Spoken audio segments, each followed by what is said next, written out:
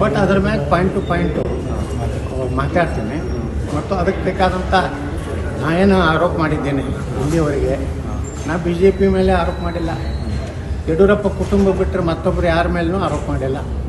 ಅಶೋಕ್ ಬಗ್ಗೆ ನಾ ಮಾತಾಡಿಲ್ಲ, ಜಗದೀಶ್ ಶೆಟ್ಟರ್ ಬಗ್ಗೆ ಮಾತಾಡಿಲ್ಲ. ಸದಾನಂದ ಗೌಡ ಮೊನ್ನೆ ಮಾತಾಡಿದ್ದಕ್ಕೆ ಸರಿಯಾದ ಉತ್ತರ ಕೊಡೋದು ಬಿಟ್ಟರೆ ಬಹುತೇಕವಾಗಿ ನಾನು ಭಾರತೀಯ ಜನತಾ ಪಾರ್ಟಿ ಪಕ್ಷದ ಬಗ್ಗೆ ಆಗಲಿ, ರಾಷ್ಟ್ರೀಯ ನಾಯಕರ ಬಗ್ಗೆ ಆಗಲಿ, ಕರ್ನಾಟಕದ ಯಾವ ನಾಯಕರ ಬಗ್ಗೆ ನಾನು ಮಾತಾಡಿದ್ದೆ. ಸರ್, ಈಗ ರಾಜನಾಥ್ ಸಿಂಗ್ ಅವ್ರನ್ನ ಕೂಡ ನಿನ್ನೆ ಭೇಟಿಯಾಗಿದ್ದೀವಿ. ಅವ್ರ ಜೊತೆಗೆ ಎಲ್ಲ ಹೇಳಿದೀವಿ. ಈ ವಕಫದ ಬಗ್ಗೆ ಚರ್ಚೆ, ಮೂಲ ದೊಡ್ಡ ಚರ್ಚೆ ನಾವು ವಕಫ್ ಬಗ್ಗೆ ಹೇಳಿದೀವಿ. ಈ ರೀತಿ ಕರ್ನಾಟಕದಲ್ಲಿ ಒಂದು ಭಯಾನಕ ಪರಿಸ್ಥಿತಿ ನಿರ್ಮಾಣ ಆಗಿದೆ.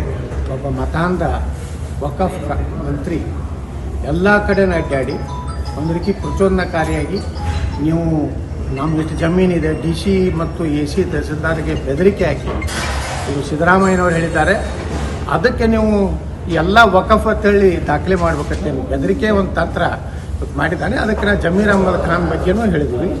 ಮತ್ತು ಈ ಕಾನೂನು ಇನ್ನೂ ಇದು ಆಗಬೇಕು. ನಮ್ಮ ಕುಮಾರ್ ಬಂಗಾರಪ್ಪನವ್ರು ಹೇಳಿದ್ರು, ಈ ಟ್ರಿಬ್ಯುನಲ್ ಏನಿದೆ ಆ ಟ್ರಿಬ್ಯುನಲ್ ಕಿತ್ತೆ ಹಾಕಬೇಕು. ಮತ್ತು ಕರ್ನಾಟಕದ ಇಂದಿನ ಸ್ಥಿತಿ ಬಗ್ಗೆನೂ ನಾವು BJP ಸ್ಥಿತಿ ಬಗ್ಗೆ ಮಾತಾಡಿದ್ದೀವಿ.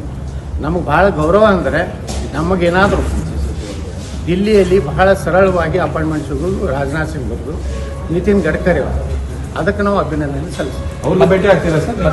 ಭೇಟಿ ಆಗ್ತೀರಾ ಸರ್? ಇಲ್ಲ, ನಾವು ಅದೇನು ಭೇಟಿ ಇಲ್ಲ. ಯಾಕಂದ್ರೆ ನಿತಿನ್ ಗಡ್ಕರಿ ಅವರು ನಾವು ಯಾವಾಗ ಹೋದ್ರೂ ಯಾವುದೇ ಸಮಸ್ಯೆ ತೊಗೊಂಡೋದ್ರು ಸ್ಪಂದನೆ ಮಾಡಿದ್ದಾರೆ. ನಮಗೆ ಸರಳವಾಗಿ ಅವರು ಸಿಕ್ಕಿದ್ದಾರೆ. ಅದಕ್ಕೇ ನಾವು ರಾಜನಾಥ್ ಸಿಂಗ್ರಿಗೆ ಹೇಳಿದ್ವಿ, ನೀವಿಬ್ಬರು ನಮಗೆ ಭಾಳ ಬೇಗ ಸಿಗ್ತೀರಿ, ಇದೇ ನಿಮ್ಮಂಥದ್ದು ಎಲ್ಲರಿಗೂ ಬರಲಿ ಅಂತ ಹೇಳ್ಕೊಂಡು. ಸರ್, ಈಗ ವಕ್ಫಿಗೆ ಸಂಬಂಧಪಟ್ಟ Ashwavega English News. Coming soon. Your channel, your voice, your trust.